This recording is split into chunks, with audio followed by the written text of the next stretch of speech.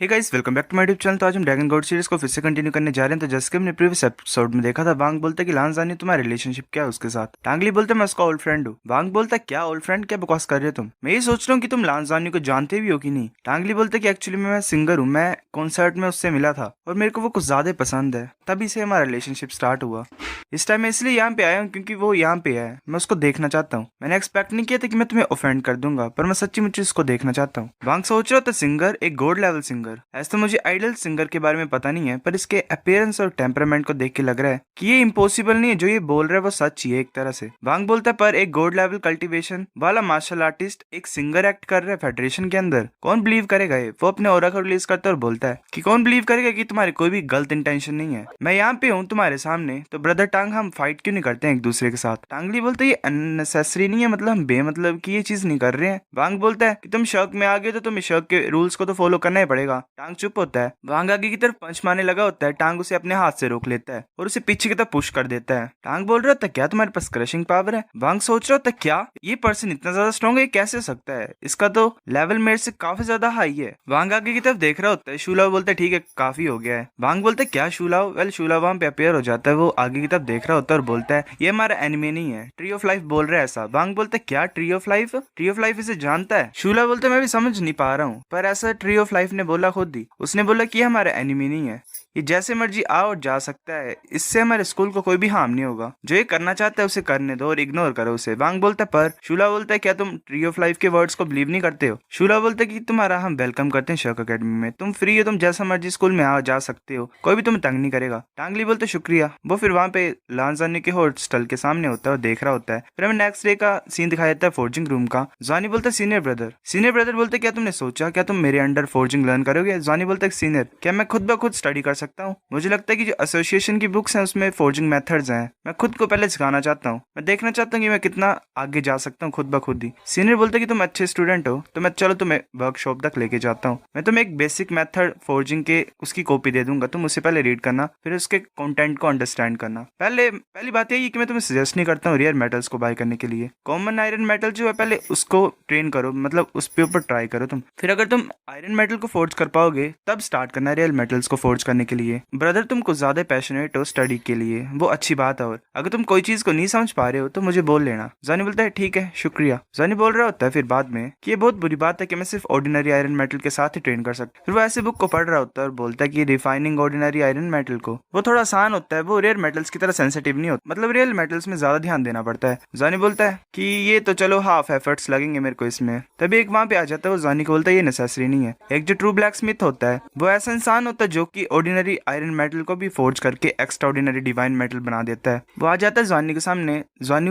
बड़ी सा खुशी से देख रहा होता है। वो टांगली होता है। जानी बोलता है अंकल टांगली। वो अपनी बुक को फेंक देता है और आगे की तरफ जा रहा होता है और बोलता है अंकल ली तुम यहाँ पे क्या कर रहे हो। टांगली बोलता है कि मैं डूला स्टार में कॉन्सर्ट के लिए आया था और एक्सीडेंटली तुम्हें फाइंड कर लिया जहाँ पे तुम थे। वाह क्या झूठ बोलता है, इसलिए मैं यहाँ पे रुक गया, ये जो स्कूल है ये भी अमेजिंग है। जानी बोलता है अंकल ये तो बहुत ज्यादा ग्रेट है। अच्छा ऐसी बात है अंकल, आप तो अमेजिंग हो। अंकल बात ही है ना कि तुमने बोला ट्रू ब्लैक स्मिथ जो होता है वो ऑर्डिनरी आयरन मेटल को भी डिवाइन मेटल में कन्वर्ट कर सकता है, तुम्हारा कहने का क्या मतलब है, क्या तुम भी ब्लैक स्मिथ हो। टांगली बोलता है मुझे पता नहीं कि मैं फोर्ज कर पाऊंगा कि नहीं, पर मेरे पास फीलिंग है कि मैं कर सकता हूँ। वो हैमर को उठा देता है। वो जैसे हैमर को पकड़ता है वो सोच रहा था कैसी फीलिंग है। वो बोलता है ठीक है मैं ट्राई करता हूँ। जॉनी बोलता है ओके। टांगली फिर अपने हैमर से मारता है आयरन को और आयरन में चेंजेस स्टार्ट होने पड़ते हैं। वेल एक ही हिट से लाइट ऊपर की तरफ चल जाती है। जॉनी सोच रहा था ये मैं कुछ इमोशंस को फील कर पा रहा हूँ इस मेटल्स में से। एक ही स्विंग से जो मेटल था वो काफी ज्यादा श्रिंक हो गया, वेल छोटा हो गया। टांगली ऐसे एक बैरे टाइप को क्रिएट कर देता है और जो उसने मेटल को रिफाइन किया होता है उसे हवा में उड़ा देता है। वो उसने हाथ में पकड़ा होता है। जॉनी सोच रहा होता है ये जो मेटल था ये इसकी तरफ उड़ के आ गया और ऐसा लग रहा है कि ये तो कुकी की तरह सॉफ्ट हो गया है। वेल कुकी का डो जो होता है। टांगली की फिर आई ग्लो होती है, ऊपर से एक वेल सर्कल टाइप ओपन होता है, वहां से थंडर गिरती है नीचे। वो थंडर उस मेटल के ऊपर गिरती है और उसमें चेंजेस आ रहे होते हैं खतरनाक ही। जॉनी सोच रहे थे द्वारा श्रिंक हो गया, ये 4 कलर की लाइटिंग कैसे गिरी इसके ऊपर। तो फिर फाइनल मेटल जो होता है वो हवा में ही होता है, उससे एनर्जी टाइप बाहर निकलती है और एक ड्रैगन अपीयर हो जाता है उसके राउंड में। टांगली फिर अपनी आईज को क्लोज कर लेता है। जॉनी बोलते ये आयरन मेटल ये वो पहले वाले ये तो कुछ ज्यादा डिफरेंट है। वो सोच रहा होता है कि ये तो सच्ची मुच्ची अमेजिंग है, ये तो अंकल ली ने एक मिरेकल क्रिएट कर दिया है, क्या मैं भी ऐसा कर सकता हूँ। जॉनी बोलता है अंकल ये तुम कुछ ज्यादा ही अमेजिंग हो। जॉनी सोच रहा होता है कि वेल ये इंसान डिजर्व करता ही है क्योंकि इसने अपने खाली हाथों से ही स्पेस वॉरशिप को डिस्ट्रॉय कर दिया था। इसकी फाइटिंग पावर भी काफी ज्यादा स्ट्रॉन्ग है अकेले ही, और इसकी इस तरह की पावर भी अमेजिंग है एक तरह से। जॉनी बोलता है अंकल ये क्या तुम मुझे सिखा सकते हो?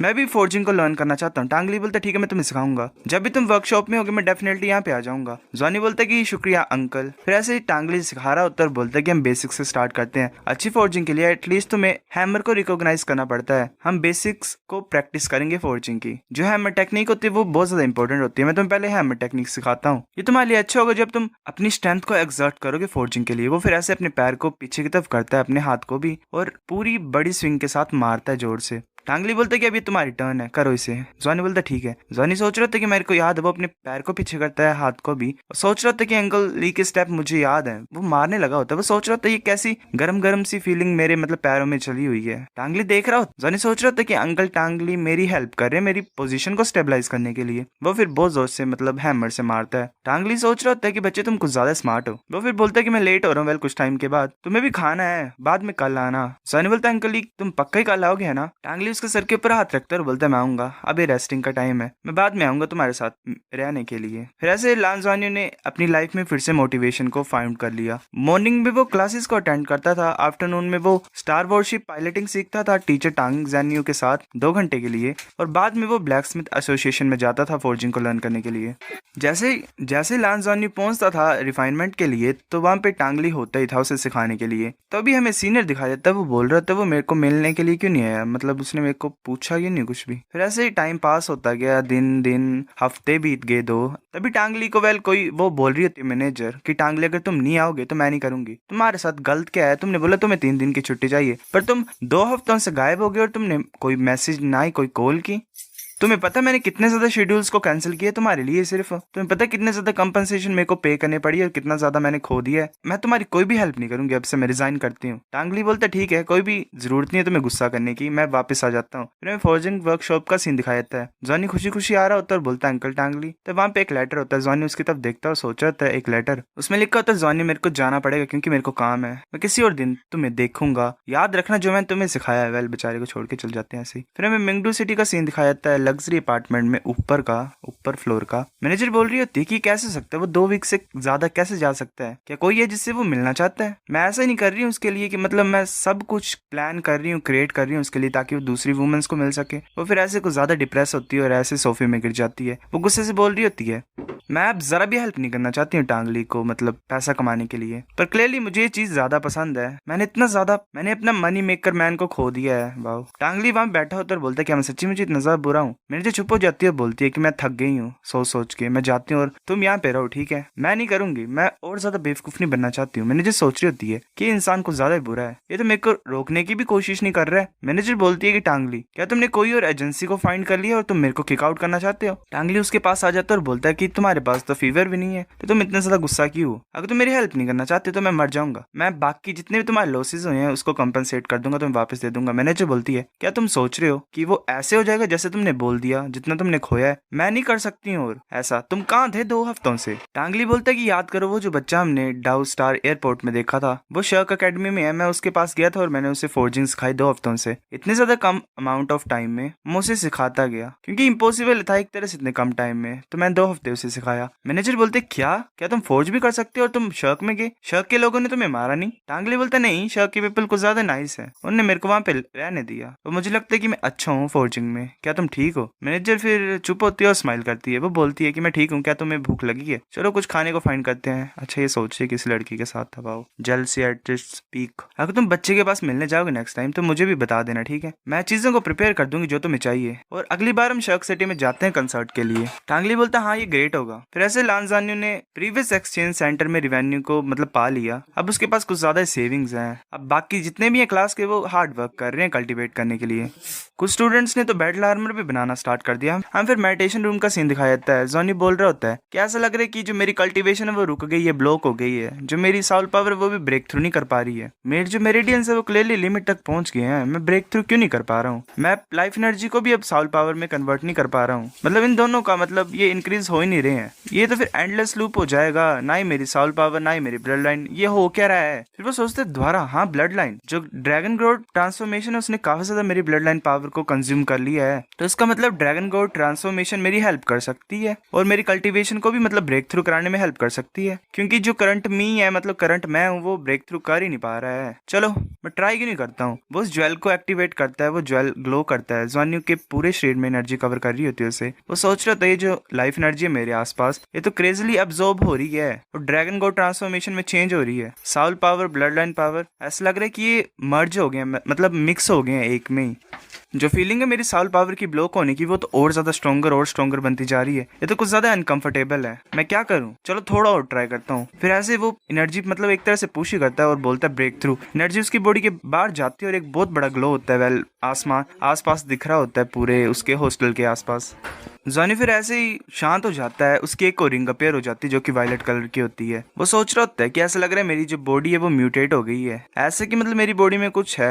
मेरे को ऐसी फीलिंग आ रही है कि मेरी बॉडी रिकवर हो रही है। वेल यही एक्सपेक्ट कर सकता हूँ मैं। थर्ड साल रिंग जो है वो मेरी कंप्लीट हो गई है और मेरे पास पर्पल रिंग है अब। यही तो मैं चाहता था। मैं बहुत ज्यादा क्यूरियस होगी जो मेरी थर्ड रिंग की एबिलिटी है वो कैसी होगी। ज़ॉनी सोच रहा था चलो मैं कंटिन्यू करता हूँ, मैं देखना चाहता हूँ कि कैसी एबिलिटीज मेरे को मिली मेरी थर्ड रिंग से। ज़ॉनी अपनी रिंग को एक्टिवेट कर लेता है और अपने हाथ को उठाता है, एनर्जी उसके हाथ के ऊपर आ रही होती है। ज़ॉनी सोच रहा था ये क्या चीज है, ओ ये तो कोई नया एलिमेंट है, इसके अंदर कुछ ज्यादा एयर है। वो जो एनर्जी होती है वो पूरी यहाँ वहाँ फैल रही होती है। ज़ॉनी सोच रहा था ये तो रिफ्रेशिंग फीलिंग को दे रहा है मेरे को, ये एक फ्रीडम की तरह है, मतलब मेरे को सेंस ऑफ फ्रीडम आ रही है इससे। मेरी जो बॉडी है वो बहुत ज्यादा लाइट फील कर रही है। फिर ज़ॉनी सोचता है कि अच्छा ये विंड एलिमेंट है। ज़ॉनी हवा में उड़ रहा होता है विंड की हेल्प से। फिर ऐसे लांज़ानियो ने फाइंड कर लिया कि उसकी पहले जो 2 रिंग्स थी उनकी कल्टीवेशन भी इंक्रीज हो गई है, मतलब जैसे पहले की कम थी अब वो सभी मतलब वायलेट रिंग्स की हो गई है, मतलब वायलेट कलर की हो गई है तीनों। थर्ड रिंग की हेल्प से ज़ॉनी की बाकी जो 2 रिंग्स थी वो भी 1000 ईयर वाली हो गई। इसकी स्पिरिचुअल पावर भी ग्रेटली इंक्रीज हो गई। ज़ॉनी सोच रहा था अच्छा ऐसे तो मेरी कल्टीवेशन बाकी लोगों से स्लो है,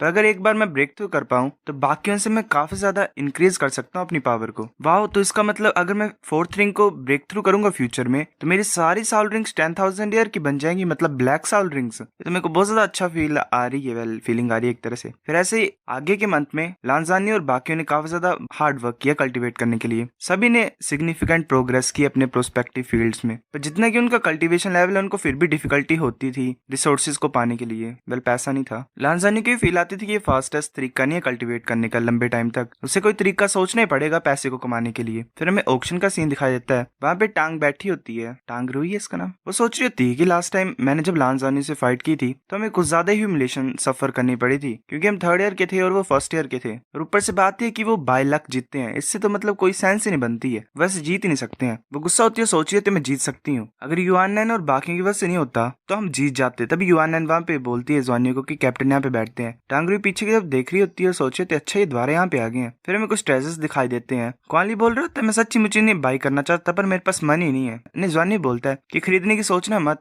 हमारे पास पैसा बचा ही नहीं है, तो जितना हम खर्चा कर रहे हैं उतना है ही नहीं। युआननेन भी बोलती है कि जो हीरोज होते हैं वो हमेशा फाइनेंशियल क्राइसिस को क्यों सफर करते हैं। क्वान ली बोलता है तुम कब से हीरो बन गए, तुम तो एक रोज हो मिडिल ऑफ द नाइट में। वेल पता नहीं क्या कोइट है। युआननेन को कुछ ज्यादा गुस्सा चढ़ता है ये सुन के। क्वान ली हंस रहा होता है, युआननेन उसे पीट रहा होता है और बोलता है कि यहाँ से दफा हो जाओ। क्वान ली बोल रहा होता है कि इधर आओ मैं तुम्हें मारता हूँ, टांग यूगी अपने छोटे भाई को संभाल लो। वेल इसको बोल रहा होता है सीनियर को, टांग यूगी है। टांग यूगी बोलती है कि तुम लोगों के पास मनी नहीं है ना। युआननेन के आंख में भी लगी होती है क्वान ली को, तो वेल बहुत ज्यादा पीटा होता है। वो बोलती है कि तुम्हें पूछना जरूरी है, तुम्हें पता तो है। टांग यूगी बोलती है कि मैं तुम्हें चांस देती हूँ पैसा कमाने के लिए, चल दोबारा फाइट करते हैं, हम डालो वर्ल्ड में दोबारा फाइट करेंगे और इस टाइम बेट हम करेंगे 10 येलो बैजेस के लिए। क्वान ली हैरान हो जाता है और बोलता है क्या 10 बैजेस, ये तो 2 मिलियन कॉइन्स के इक्विवेलेंट है। युआननेन बोल रहा होता है कि बॉस ये 10 बैजेस की बात है। ज़ॉनी बोलता है पर हमारे पास इतना है ही नहीं बैट करने के लिए, और ऊपर से हमारे पास ना ही बैटल आर्मर है। टांग यूगी बोलती है कि ठीक है हम बैटल आर्मर्स को यूज नहीं करेंगे प्रीवियस फाइट की तरह, तुम मेरे से ले लेना पैसा और मैं तुम मेरे से ले लेना पैसा और 1 साल बाद वापस कर देना है। ज़ॉनी बोलता है कि तुम हमसे सच्ची मुच्ची बहुत ज्यादा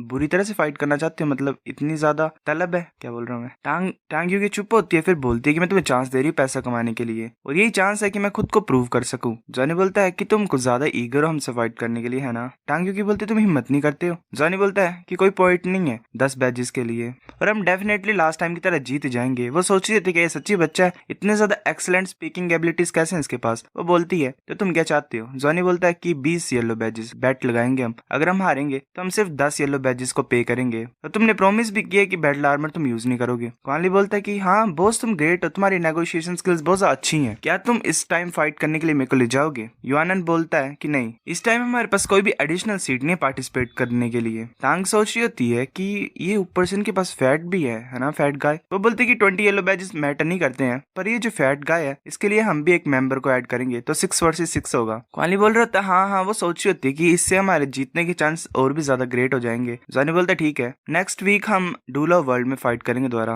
प्लीज फेयर फाइट करना। क्वानली खुशी से बोल रहा होता है कि 20 येलो बैजेस 6 लोगों के लिए, तो हम सभी को 3-3 मिल जाएंगे। इससे हमारे एक्सपेंसेस बच जाएंगे 2 हफ्तों के वेल खर्चे हम निकाल सकते हैं। युआनन भी बोल रहा होता है कि मैं पर्पल लीफ फ्रूट को पाना चाहता था बहुत ज्यादा टाइम से, मतलब जो कि 1000 ईयर का है। जॉनी सोच रहा होता है कि इससे वेल मैं सीगोड लेक में एक बार जा सकता हूँ। लुफेंग सोच रहा होता है कि मैं ड्रैगन ब्लड को बाय करना चाहता हूँ और उसमें नहाना चाहता हूँ। क्वान की सोच रही होती है कि मैं ब्लैक आइस ग्रास को बाय करना चाहती हूँ 1000 ईयर वाली। पहले अपने ड्रीम्स में जी रहे हैं। मैंक्विन बोलती है क्या तुम्हें जरा भी चिंता नहीं है हारने की, तुम प्रॉफिट के बारे में क्या सोच रहे हो, अभी तो हम जीते भी नहीं है और मतलब ये फाइट स्टार्ट भी नहीं हुई है। क्वान की बोलती है कि लांस ज़्वान्यू की लीडरशिप के अंदर हम कभी नहीं हारेंगे। क्वानली भी बोलता है कि हमें फेथ है ज़्वान्यू की लीडरशिप में। मैंक्विन बोल रही होती है कि अच्छा ऐसी बात है, अगर हम हार भी जाएंगे तो हम युआनन को उसको दे देंगे। युआनन बोलता है क्यों, मैं क्यों। क्वानली बोलता है कि वो तुम्हारी बहन है तो तुम थोड़ा बहुत झूठ बोल ही सकते हो ना उससे। युआनन बोलता है क्या। फिर ऐसे ही जो मैच की न्यूज पूरे मतलब शर्क अकेडमी में फैल गई। ऐसे वेरियस इन्फॉर्मेशन डाली जा रही थी वहां पे जो इंटरनेट टाइप है उनका, और उससे काफी सा बिजनेस बन नहीं रहा था। सीट्स के लिए भी हो रही थी अरेंजमेंट, जैसे एक वाइट बैच जो हो रहा था,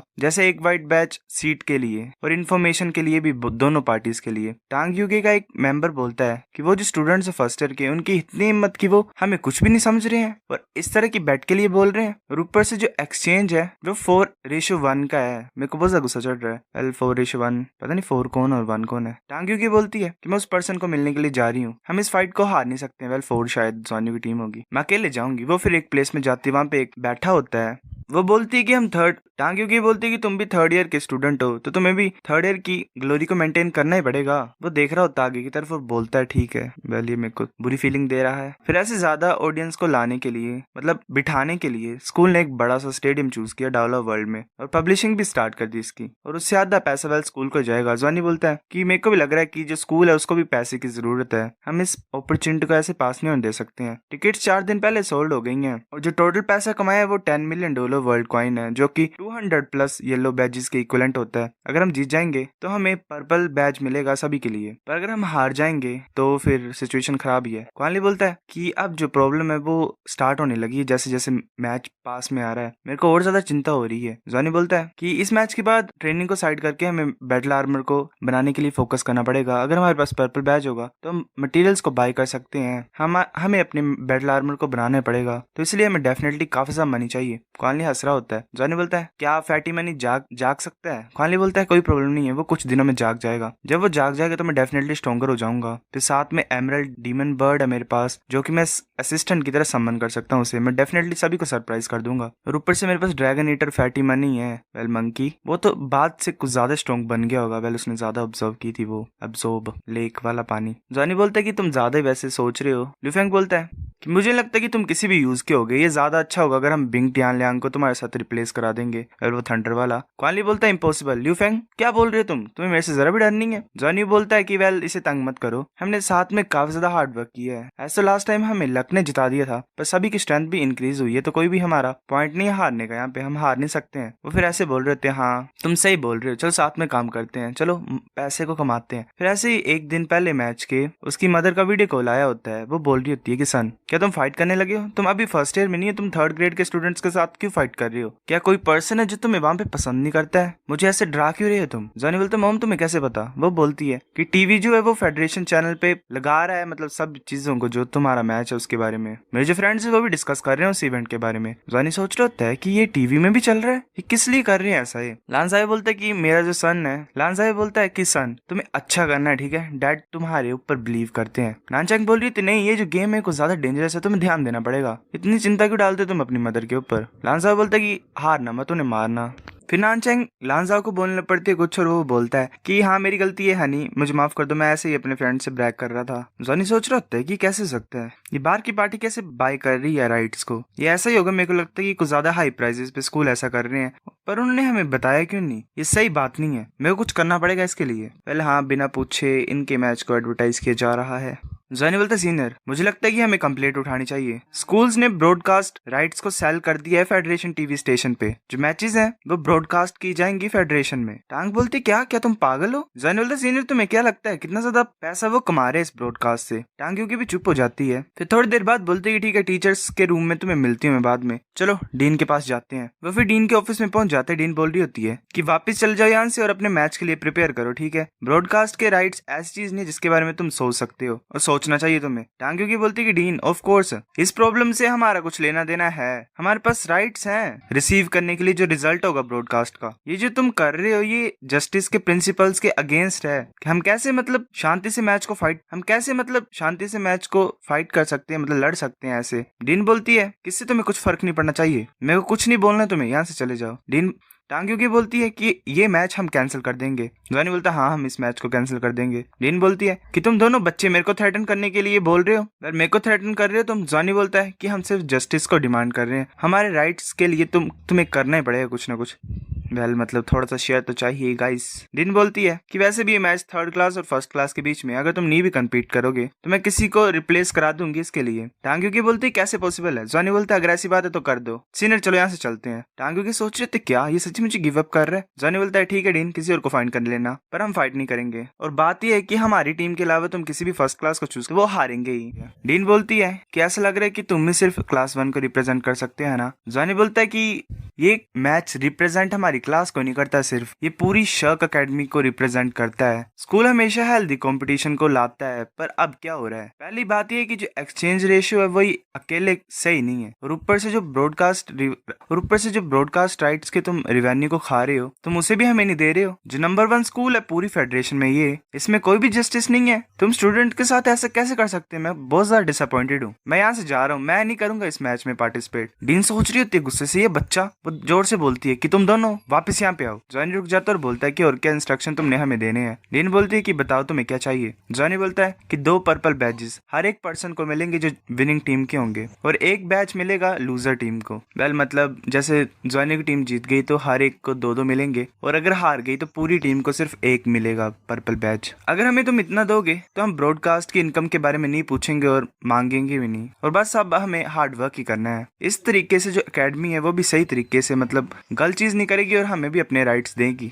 इस गिफ्ट की वजह से हमारे पास सफिशिएंट रिसोर्सेज होंगे और हम फ्यूचर में और भी स्ट्रॉन्ग बन सकते हैं। तो ऑफ कोर्स ये सब कुछ स्कूल के लिए ही है, इससे तो कोई भी मतलब प्रिंसिपल्स वायलेट नहीं हो रहे हैं। हम एक ही स्टोन से 2 बर्ड्स को नहीं मार सकते हैं। डीन चुप होती है, फिर जॉनी की तरफ आ रही होती है। जॉनी बोलते डीन तुम वायलेंस को यूज नहीं कर सकते अपने स्टूडेंट्स को दबाने के लिए, मुझे पता है मेरी गलती थी यहाँ पे आने के लिए, पर तुम ये नहीं कर सकते हो। डीन उसे बहुत जोर से पंच मारती है गुस्से से। डीन बोल रही है कि टांग जैनू यहाँ पे होता ना तो मैं उसे मार देती कसम से। वेल गुस्सा टीचर के ऊपर क्यों निकालना जॉनी के। वो बोलती है कि तुम दोनों यहाँ से दफा हो जाओ। सिर्फ इसी टाइम मैं एग्री कर रही हूँ, और याद रखना ये सीक्रेट है, किसी को बताना मत। टांग की बोल रही होती कि हाँ शुक्रिया डीन, तुम सबसे ज्यादा ब्यूटीफुल हो। जॉनी वैसे भागते भागते चला जाता है। डीन बोलते दफा हो जाओ यहाँ से। डीन सोच रही होती है छोटा बच्चा ये बहुत ज्यादा स्मार्ट है और साथ में हार्ड वर्किंग भी है, थोड़ा सा इसके अंदर लीडरशिप का टेम्परामेंट है, वेल एक तरह से लीडर वाली क्वालिटीज। उसके कंपैरिजन में यूगे के जो बातें थी वो ज्यादा सिंपलर थी, और जॉनी खतरनाक है। मुझे लगता है कि ये मैच थर्ड क्लास नहीं जीतेगी। उसे कोई बोलता है कि जो रेशियो है थर्ड क्लास की वो 1-2 है, फिर ऐसे ही जो रेशियो है फर्स्ट क्लास की वो 1-3 है, पता नहीं क्या बोल रहा है। मतलब एक तरह से बैटिंग रेशियो ज्यादा इंक्रीज हो रही है थर्ड क्लास के लिए। वो बोलती है कि बैटिंग रेशियो अब चेंज क्यों हो रही है, तो वो दूसरा बोलता है, वो मतलब देख रही होती है, फिर बोलती है कि ये इतना ज्यादा क्यों इंक्रीज हो रही है, पहले का मैच फर्स्ट क्लास ने नहीं जीता है। तो दूसरा बोलता है कि वो लकी थे कि पहले जीत गए, पर इस टाइम जो है वो 6th पर्सन ऐड हुआ है थर्ड क्लास में, उसका नाम सीमा जियान है। दिन को ज्यादा हैरान होती है, सोच रहे थे सीमा जियान वो गोल्डन स्किल वाला सीमा जियान, ये टोटली अगेंस्ट नहीं था टांग यूगी के। अब ये ज्वाइन क्यों कर रहा है, पक्का टांग यूगी ने कुछ मतलब दी होंगी चीजें और उसको लाया होगा इस मैच के अंदर। इसकी वजह से जो गैप है दोनों टीम्स के बीच में वो तो और ज्यादा बड़ा हो गया। ये सिचुएशन तो कुछ ज्यादा खतरनाक है। और 6th पर्सन वो सोच रही थी कि वो शायद क्वानली हो, फिर वो सोचती है क्या ही कर लेगा क्वानली। वो बोलता है दूसरा पर्सन जिसने कॉल की होती है, वो बोलता है डीन किस पे बैट करें हम। डीन बोलती है कि 50 पर्पल बैजेस थर्ड क्लास के ऊपर बैट करो, हमें भी थोड़ी सी मनी को पाना है, वेल लॉस में जाएंगे नमूने। जॉनी बोलता है कि युआनन क्या कर रहे हो तुम। युआनन बोलता है ब्रदर जॉनी तुम्हें पता है एक्टिविटी सेंटर में बेट्स जो है वो स्टार्ट हो गई है मैचेस के लिए। जॉनी बोल रहा था क्या एक्टिविटी सेंटर। युआनन बोलते हैं सबसे ज्यादा इंपॉर्टेंट एंटरटेनमेंट प्रोजेक्ट है शर्क सिटी में। ये जो है एक्टिविटी सेंटर वाले ये सिर्फ शर्क बैजेस को एज अ बेट लेते हैं। जॉनी सोच रहा था ये हमारा चांस है। वो बोलता है कि अगर इसकी तुम बात कर रहे हो तो ये काम कैसे करता है। फिर ऐसे वो साथ में इकट्ठे होते हैं। एक बोल रहा होता है कि अगर थर्ड क्लास जीतेगी, मतलब एक तरह से ये बोल रहे हैं कि जो इनका बैटिंग चांस है वो कम और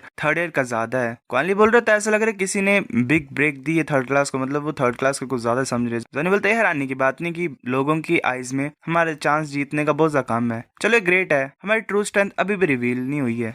वेल एक्सचेंज का ये सीन होता है जैसे अगर इनके ऊपर कम चांसेस है इनके, अगर ये जीत जाएंगे तो ज्यादा पैसा कमाएंगे, और अगर थर्ड ईयर वाले जीते उनके चांसेस ज्यादा हैं तो कम मिलेगा थोड़ा, उनके ऊपर बैट करोगे तुम तो ऐसा वैसा कुछ। जॉनी बोलता है कि ल्यू फैंग की मार्शल साउल म्यूटेट हुई है, उसकी स्ट्रेंथ भी ग्रेटली इंक्रीज हुई है। क्वान क्यू ने फोर्थ साउल रिंग में ब्रेक थ्रू किया है, उसकी मार्शल साउल भी म्यूटेट हुई है। युआनन के पास 5 रिंग्स हैं और ऊपर से ब्लड लाइन है एल्फ किंग की, और हमारे पास वे क्वानली और फैटी मनी है, वो भी जाग गया है। जागा कि नहीं जागा वो। क्वानली बोलते नहीं वो पर जाग जाएगा जल्दी। जॉनी बोलता है क्या तुम श्योर हो, ये मजाक नहीं है। चलो थोड़ा टाइम में हमारी स्ट्रेंथ इंक्रीज हो ही गई है। मैंक्विन बोलती है कि क्या पॉइंट है इतना ज्यादा बात करने का, तो तुम्हारा कहने का क्या मतलब है, हमें खुद के ऊपर रिलाई करना पड़ेगा, तुम बस यही बोलना चाहते थे। जॉनी बोलते नहीं ऑफ कोर्स नहीं, मैं तुम्हें इसलिए यहाँ पे बुलाया है क्योंकि मैंने कुछ तुम्हें बताना है। अगर हम इस मैच को जीत जाएंगे तो हमें 2 पर्पल बैजेस मिलेंगे, और अगर हम हार जाएंगे तो हमें सिर्फ 1 मिलेगा। क्वानली बोलता है वाओ ये तो लॉस भी नहीं है, अगर हम हारेंगे भी तो भी वो लॉस काउंट होगा ही नहीं। मैंक्विन भी खुशी से बोलती है कि हम हारेंगे क्यों, हमें जीतना ही पड़ेगा। युआनन बोलता है कि हाँ हमें जीतना पड़ेगा, हम हार नहीं सकते उनसे। जॉनी बोलता है कि जीतना और हारना काफी नहीं है क्योंकि जो चांस है वो 1:4 है। मुझे लगता है कि हमें गैम्बल करना पड़ेगा, मैं खुद पर्पल बैजेस को अर्न करना पड़ेगा,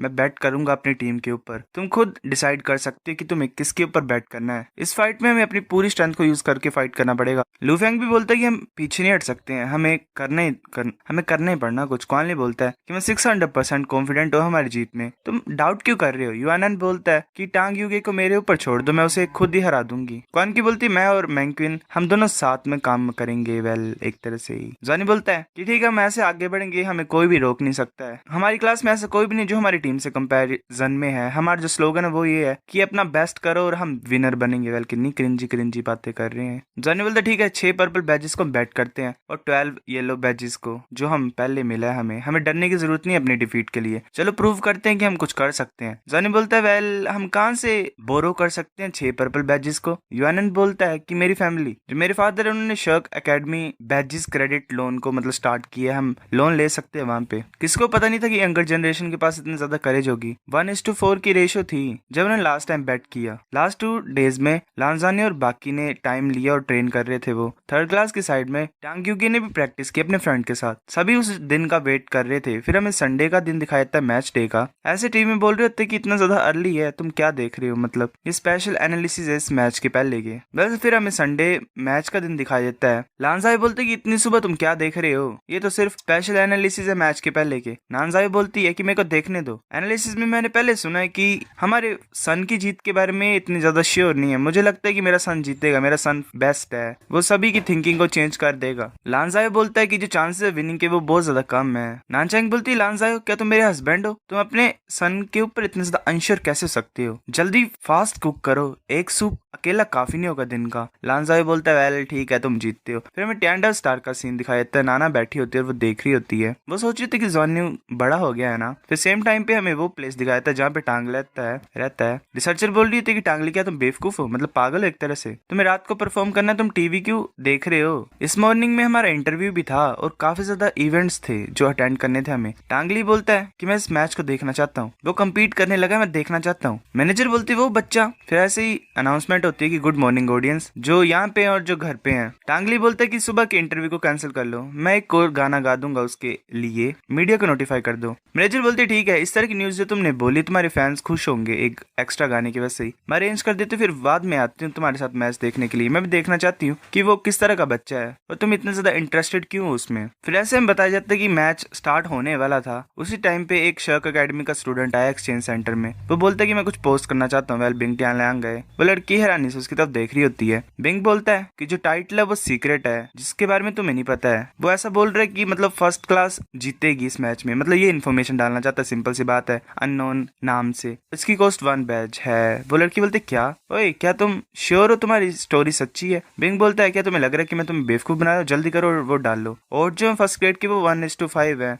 तुम्हारे पास अभी भी टाइम है। जितने मेरी बैट्स मैं फर्स्ट क्लास के ऊपर डालता हूँ। वो सोच रहा होता है कि एटलीस्ट तुम्हें येलो बैजेस तो मिलेंगे बाद में। लांजानियो भी अच्छा है मनी को प्रोड्यूस करने के लिए। वेल मुझे अभी भी ये थोड़ा सा समझ नहीं आया इनका ऑनलाइन वाला सिस्टम। शायद ऐसा एक इन्फॉर्मेशन डालने के भी पैसे मिलते हैं। फिर हमें 1 मिनट पहले का सीन दिखाया था मैच स्टार्ट होने के लिए। यिंग बैठी होती है अपने ऑफिस में वेल डीन और वो न्यूज को सुन रही होती है। उसकी आइज कुछ ज्यादा अगली दिख रही थी। वो बोल रही थी क्या एक बच्चे ने पोस्ट किया कि फर्स्ट क्लास की टीम जीतेगी? ऐसे प्रेडिक्शन डाली है? ये तुमने पहले क्यों नहीं बोला? जल्दी करो 10 और ज्यादा पर्पल बैजेस को डालो। लांजानियो की टीम के ऊपर बैट करो। हमें प्रोटेक्ट करना ही पड़ेगा रिस्क को। अगर हम हार भी जाएंगे तो भी थोड़ा बहुत तो होगा हमें जो हम पाएंगे। वेल उन्होंने शायद 50 पहले उसके ऊपर लगाए थे, 10 यहाँ पे लगा दिए। वेल विनिंग चांस लांजानियो की टीम का काम है तो इन्हें फिर भी उतना मिल ही जाएगा। फिर ऐसे अरेना का सीन दिखाया जाता है। हमें अनाउंसमेंट होती है कि फर्स्ट क्लास अरेना में एंटर हो जाए। वो आ रहे होते हैं। क्वाली बोल रहे थे वाह जो ऑडियंस की सीट है वो तो फुल है। ऐसे ही फिर अनाउंसमेंट होती है कि थर्ड क्लास भी एंटर कर जाओ अरेना में। वो भी आ रहे होते हैं। जानी बोलता है क्या तुमने हमारे ऊपर बैट किया तो तुम प्रिटेंड कर सकते हो हारने के लिए और इससे तुम्हें और ज्यादा मिलेगा। युआनन बोलती कि ऐसे बकवास करने से कुछ नहीं होगा मेरे को। लांजानियो तुम्हें मैं डेफिनेटली हराऊंगी। जानी सोच रहा होता है कि हमने खुद के ऊपर कुछ ज्यादा बड़ी बैट्स कर ली हैं, हमें इस गेम को जीतने पड़ेगा। अनाउंसमेंट होती है कि दोनों टीम्स प्रिपेयर हो जाओ। Countdown 3 2 1 start. जानी अपने वेन्स को आगे की तरफ भेजता है ब्लू सिल्वर ग्रास को। वो बोलते चलो स्टार्ट करते हैं। क्वान की आगे की तरफ जा रही होती है। ल्यूफेंग भी आगे की तरफ जा रहा होता है। युआनन अपने एरो को लोड करता है और अपना अटैक यूज करता है रेन स्पिरिट टाइड। वो जो एरोज होते हैं वो आगे की तरफ जा रहे होते हैं। वो जो नया प्लेयर होता है वो अपने अटैक से उन सभी एरोज को डिस्ट्रॉय कर देता है और उसके ऊपर वेल असर ही नहीं हो रहा। तो 2-3 एरोज लगते हैं पर उसकी बॉडी पे कुछ इफेक्ट नहीं होता। जॉनी सोच रहा होता है सीमा जियान की डिफेंस तो कुछ ज्यादा टफ है। जॉनी और सीमा एक दूसरे के सामने होते हैं। सीमा अटैक करता है, डोंगकॉन क्यू से डोज कर लेती है और उसके पीछे पहुंच जाती है। वैसे आइस को वेल स्प्रेड करती जा रही होती है और फोक को क्रिएट कर रही होती है। टांग्यू के सोच रही होती है कि हमारी टीम को सेपरेट करना चाहती है सीमा के साथ आइस फोक को यूज करके और फिर फोकस करना चाहते हैं अटैक करने की, मतलब उसी के ऊपर फोकस करना चाहते हैं। अगर ये ऐसा सोच रहे हैं तो गलत टाइम है इनका ऐसा करने का। सीमा जान इतना ज्यादा सिंपल नहीं है। क्वान ली बोलता है कि आगे बढ़ो। अर्थ ड्रैगन स्टील, वो जो अर्थ ड्रैगन होता है 1000 ईयर वाला, वो आगे की तरफ जाता है। सीमा जान बिल्कुल उसके सामने पहुंच जाता है। वो अपनी बॉडी को एनर्जी से कवर करता है और जोर से मारता है अपने एक्स से। उसके एक्स से मारने से मतलब उसने पूरा हेड ही अलग कर दिया होता है उस बीस्ट का। क्वान ली बोल रहा होता है हैरानी से सिर्फ एक ही हिट से। सीमा फिर आगे की तरफ देख रहा होता है। क्वान ली बोलता है कि ये तो कुछ ज्यादा अमेजिंग है बॉस, हम क्या करें? टांग्यू के सोच रही होती है कि इस गिफ्ट को एक्सेप्ट करो। लांजानियो जो मैंने तुम्हें दिया है ये स्पेशल गिफ्ट है जो मैंने तुम्हारे लिए प्रिपेयर किया है। कॉलनी बोल रहे थे पीछे हटो जल्दी। जॉनी चुप होता है। फिर हमें सेम टाइम पे दिखाई देता है दूसरी साइड का अरेना। वहां पे युआनन अपने एरो से अटैक कर रही होती है बाकी टीम के ऊपर। जो दूसरी टीम होती है वो भी मतलब डिफेंसिव शील्ड वगैरह को क्रिएट करती है, मतलब उन्हें यूज करती है एरोस को रोकने के लिए। टांग क्योंकि वहां पे पहुंच जाती है तो फायर को यूज करती है जो कि 5 element of life extreme flames होती हैं। वो सोच रही होती है कि मुझे इस पहले घटिया सी आइस फोक को हटाना पड़ेगा। तभी हमें शीमा का सीन दिखाया जाता है। वहां पे आइस फॉग होती है। एक बच्चा बोलता है कि शीमा जियान तो कुछ ज्यादा पास जा रहा है। दूसरा बोलता है कि लांजानियो डेंजर में है। क्वाली बोलता है जल्दी पीछे हटो और आइस फॉग में छुपो लांजानियो। तो लांजानियो आगे की तरफ जा रहा होता है। एक ऑडियंस वाला बोलता है कि ये करना क्या चाहता है। शीमा आगे की तरफ देख रहा होता है, घूर रहा होता है। ऑडियंस वाला बोलता है कि लांजानियो शीमा की तरफ जा रहा है। जो ओपोनेंट है वो attack type ring spirit master है, क्या ये बेवकूफ है? जॉनी बिल्कुल उसके सामने पहुंच जाता है। जॉनी ने अपने हाथ को वेल स्केल से कवर किया होता है। वो शीमा की तरफ अटैक करने लगा होता है। ऑडियंस वाले कुछ ज्यादा हैरान होते हैं। जॉनी अपने हाथ से स्लैश करता है। शीमा नोटिस करता है और उसके वेल चेस्ट पे कट लग गए होते हैं 3 और वहां से खून निकल रहा होता है। जॉनी फिर आगे की तरफ जाता है और अपने गोल्डन ड्रैगन रोर को यूज करता है। उसकी रोर बिल्कुल ही शीमा को अफेक्ट करती है। जॉनी फिर उसकी चेस्ट को टच करता है और वो अपनी फ्यूजन एबिलिटी को यूज करता है। जॉनी एक एनर्जी बॉल को उसके चेस्ट के पास ही छोड़ देता है अपनी फ्यूजन एबिलिटी से और एक बहुत बड़ी एक्सप्लोजन होती है। शीमा पीछे की तरफ उड़ रहा होता है। एक मार्शल आर्टिस्ट बोल रहा था ये तो लांजानियो के पास सिर्फ 3 ही रिंग्स थी पर इसके पास हिम्मत है शीमा के साथ फाइट करने के लिए जो कि 5 साल रिंग मास्टर है। और अभी शीमा जियान हार गया। जो क्लैश हुआ, जो सिचुएशन है वो तो रिवर्स हो गई है। शीमा ऐसे नीचे गिरा होता है। वो बोल रहे हैं कि जो शीमा जियान है वो हार गया फर्स्ट क्लास के स्टूडेंट के हाथ से। मैनेजर भी देख रही होती है मैच को और हैरानी से बोल रही होती है कि इसकी जो साउल रिंग है वो गोल्ड कैसे है। तभी टांग ली भी अपनी मतलब रिंग्स को एक्टिवेट कर लेता है। वो भी सभी गोल्डन होती हैं और वो 8 होती हैं। मैनेजर बोलती है कि तुम अपनी साउल रिंग्स को क्यों बाहर निकाल रही हो? टांग क्योंकि बोलता है कि मुझे भी नहीं पता, इसकी एबिलिटी सेम है मेरी तरह। वेल गाइज ये फादर और सन ही है जितना मेरे को लग रहा है, क्योंकि मैं साउलैंड 3 को कवर करूंगा, उसमें हमें पता लग जाएगा कि क्या चक्कर है। मैनेजर बोलती है कि उसकी एबिलिटी और तुम्हारी वेल सेम ही क्यों है, तुम इतने सारे सिमिलर कैसे हो, क्या ये तुम्हारा मिसिंग चाइल्ड है? टांग्यू की बोलता है कितने सालों से तुम मेरे साथ हो, तुम्हें पता है मेरे बारे में, और ये बच्चा कितना ओल्ड है, उसकी एज का पता तुम्हें? मैनेजर बोलता है कि मैं बस मजाक कर रही हूँ, मुझे ये समझ नहीं आ रहा, शिमजियान तो एक अटैक टाइप था, तो इसके पास इतने स्ट्रॉन्ग डिफेंसेस कैसे हैं? टांगली बोलता है कि मुझे लगता है कि अटैक टाइप साउल मास्टर नहीं है, पर तभी हमें फिर मैच का सीन दिखाया जाता है। शिमजियान ऐसे नीचे गिरा होता है, टांग्यू की आ रही होती है पीछे से अपने फ्लेम को यूज करके और आगे आगे बढ़ रही होती है। टांग्यू की बोलती है शिमजियान अपनी ब्लैक रिंग को एक्टिवेट कर लेता है जो कि 10,000 ईयर की होती है, वो नीचे की तरफ अटैक करता है, वेल अपने वेपन से मारता है। शिमजियान के उस अटैक से एक बहुत बड़ी स्ट्रॉन्ग वेव रिलीज हुई थी जिसने पूरे एरिया को एनवलप कर लिया था और एक लार्ज फैन टाइप इफेक्ट ही पड़ा था, मतलब बाकी जो ओपोनेंट टीम होती है वो सभी हवा में उड़ जाती है। जॉनी भी हवा में होता है, सोच रहा होता है ये जो ट्रिक है तो कुछ ज्यादा अजीब है, इसने हमारी साउल पावर को भी स्टन कर दिया है और हमारी बॉडीज पे भी इफेक्ट पड़ रहा है। मैनेजर बोलते है तो कंट्रोल स्किल है। टांगली बोलता है हाँ, इसके जो अटैक्स है वो अभी कंट्रोल टाइप अटैक है, अभी उन्हीं के ऊपर डिपेंड करता है कि वो कैसे इस अनफॉर्चुनेट सिचुएशन को डील कर सकते हैं। टांगी की बोलती है ठीक है, अभी हमारा चांस है, हम उन्हें हराते हैं। वो सभी आगे की तरफ जा रहे होते हैं और बोलते हैं कि इन्हें मार देते हैं। ऑडियंस का एक बोलता है कि ये तो चीजें तो कुछ ज्यादा ही खतरनाक तरीके से टर्न नहीं हो रही हैं, फर्स्ट क्लास स्टूडेंट्स क्या करेंगे अब, ये तो एक फ्रॉगी जंपी स्ट्रेटेजी है, क्या ये ऐसे खत्म हो जाएगा? तभी कॉन की अपनी एबिलिटी यूज करती है, वो क्रिएचर्स की आई शाइन होती है। टांगियो की कुछ ज्यादा हैरान हो जाती है। डोंगक्वान क्यू ने वो अपनी fourth Saul ring skill use की होती है, डार्क ब्लू गेज। टांगियो की ऐसे जम जाती है, सोचे थे कैसे पॉसिबल है, क्या ये इसकी फ्यूजन स्किल है लांजवानी के साथ,